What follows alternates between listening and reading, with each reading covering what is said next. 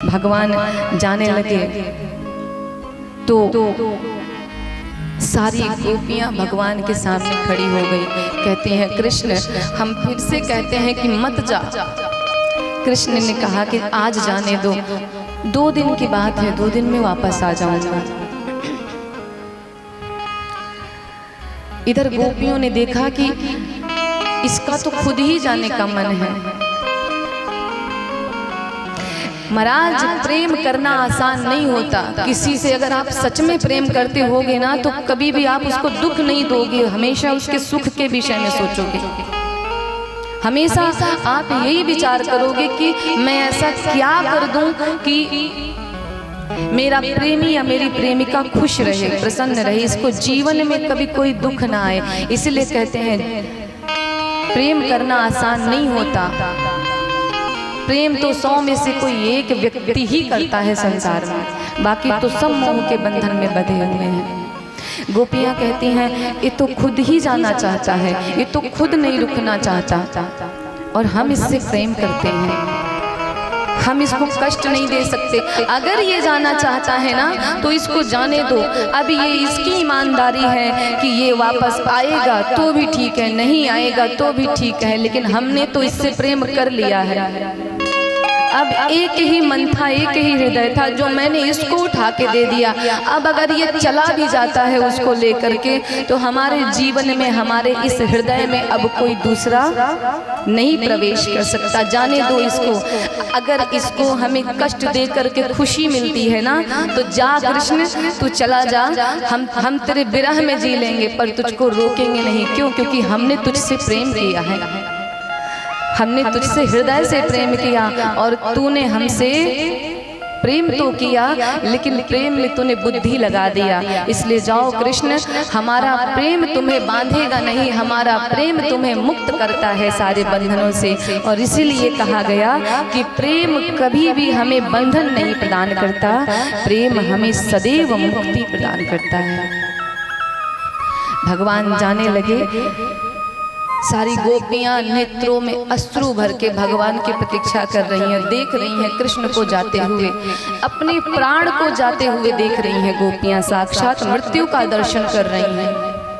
आज ब्रज के जो बंदर है ना वो भी भगवान के लिए रो रहे हैं कि आज मेरा ये गोपाल चला जा रहा है। गायें आज ऐसा लगता है कि गौ माता के प्राण निकल रहे हैं। आज सारी गायें रो रही हैं। आज जितने ब्रजवासी हैं सब रो रहे हैं कि ये तो चला जा रहा है, कल से हमारी सुबह कैसे होगी जब हम इसका दर्शन नहीं करेंगे।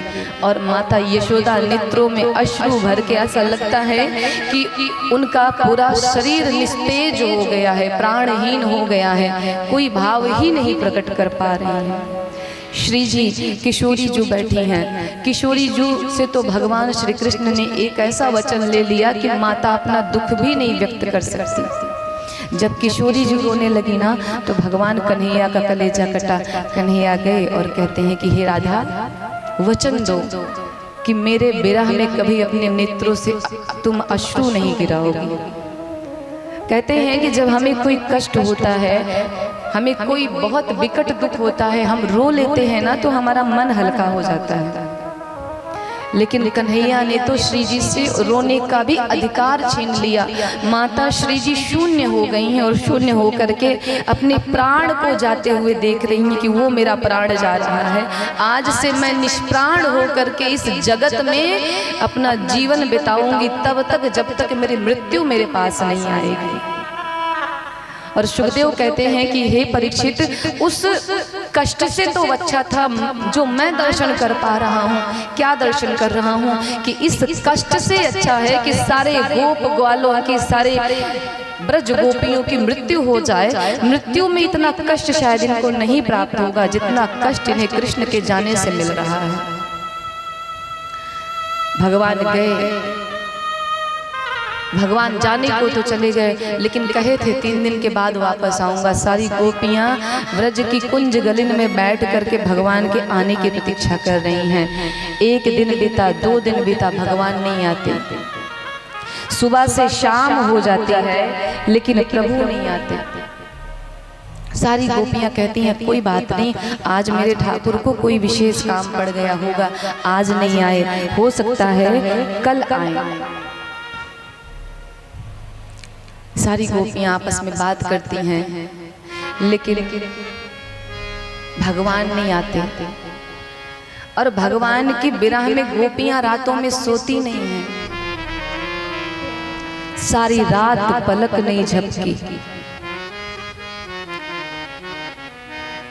सारी गोपियां, जब गोपियां जान गई कि अब ये कृष्ण नहीं आएगा, तो एक दिन एक गोपी कहती है हम रोज इसकी प्रतीक्षा करते हैं, पर ये कभी आता नहीं है। क्या ऐसा भी कोई दिन, कोई सुबह, कोई ऐसा सूरज निकलेगा कि जिस सूरज की लाली के साथ हमें हमारे माधव का, हमें हमारे गिरधारी का दर्शन हो। साँझ की लाली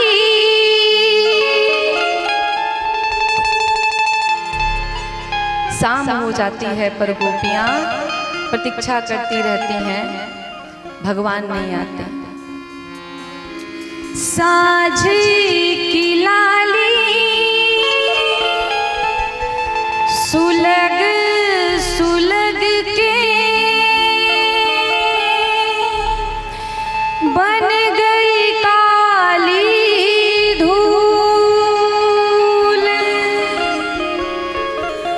बन गई काली धूल। आए ना श्याम